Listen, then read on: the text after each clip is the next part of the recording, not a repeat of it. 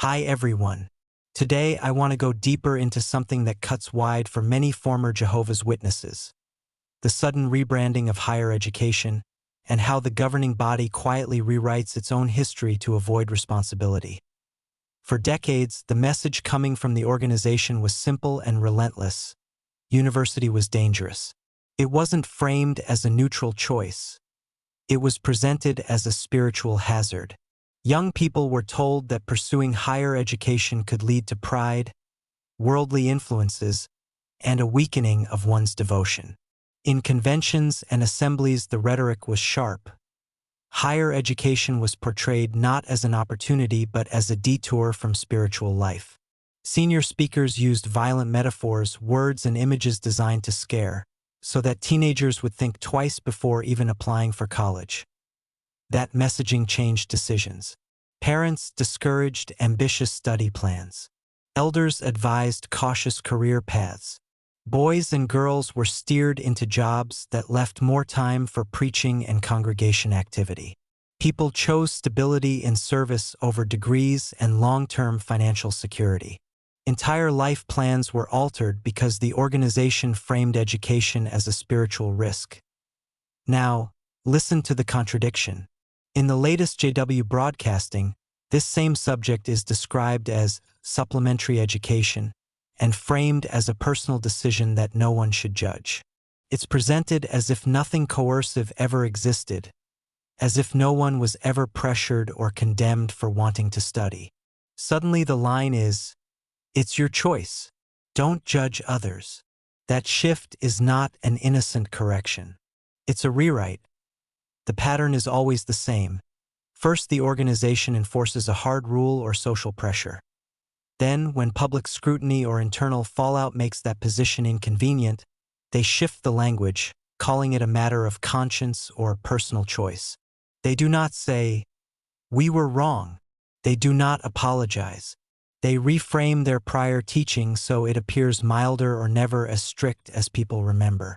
The new phrasing is placed in the present tense and presented as if it had always been the policy. Memory gets edited. Accountability disappears. Think about what that does in real terms. A young person hearing the new message today will likely believe the organization always allowed higher studies. They will not know that thousands of others were effectively denied the same option, denied it by social pressure, by public condemnations, by the threat of being labeled spiritually weak. Whole generations were told to put their education on hold for the sake of the work, and now that harm is being smoothed over by a few carefully chosen sentences on a broadcast. This pattern, condemn, normalize, obfuscate, doesn't just protect reputation. It erases consequences. People miss out on careers, pensions, retirement planning, professional training.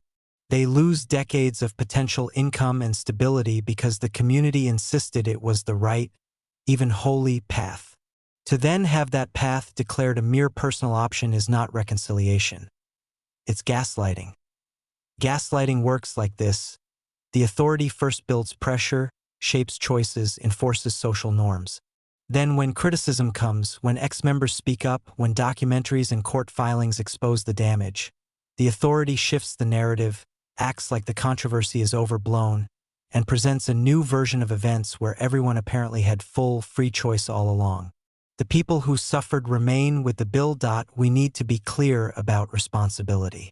If the organization changes its position, that change is welcome. People should have real freedom to choose education without fear of being branded worldly or rebellious. But changing doctrine without acknowledging the harm is an incomplete fix. It's a PR maneuver unless it's followed by admission and restitution of some kind. Support, apology, concrete steps to help those whose lives were derailed. And let's talk about the human cost. I know people who were told by parents and elders that pursuing university would ruin their spiritual prospects. I know people who gave up grants, deferred study, took low-paid labor jobs, started families early because the organization's voice made them afraid to invest in themselves. I know men and women now in their 40s who look at their peers and realize how different their futures could have been. Jobs with benefits, careers with advancement, retirement savings that compound over decades. That loss is permanent. It's not just an abstract regret. It's measurable in income, health security, and the ability to support children and grandchildren. So what should the community do now, if it truly wants to be honest? First, stop rewriting memory and start acknowledging it.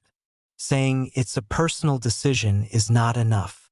Publicly recognize the pressure that was exerted, acknowledge the people and lives affected, and begin concrete programs to support retraining, adult education, counseling, and financial planning for those who were discouraged. Make the broadcast a starting point for repair, not the end of a PR cycle. If the governing body is serious about helping, transparency must replace erasure. Admit the previous rhetoric existed. Explain why it was taught. Offer pathways for those who lost time and opportunities to rebuild. That would be real leadership. Smoothing over past abuses with neutral language is not. Finally, to anyone still inside who hears this broadcast and thinks everything is fine now, please ask older members about their choices. Ask how many deferred degrees, how many were discouraged, how many feel the organization's voice altered their course. Memory matters. The truth is preserved when we refuse to let authoritative narratives silently rewrite the past. This isn't about attacking belief. If someone finds community and meaning in their faith, that is their right.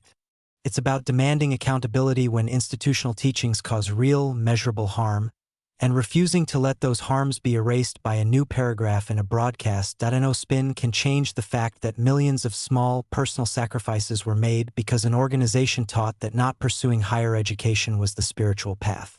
Recognize that, name it, and then act to repair where you can. That is how integrity looks.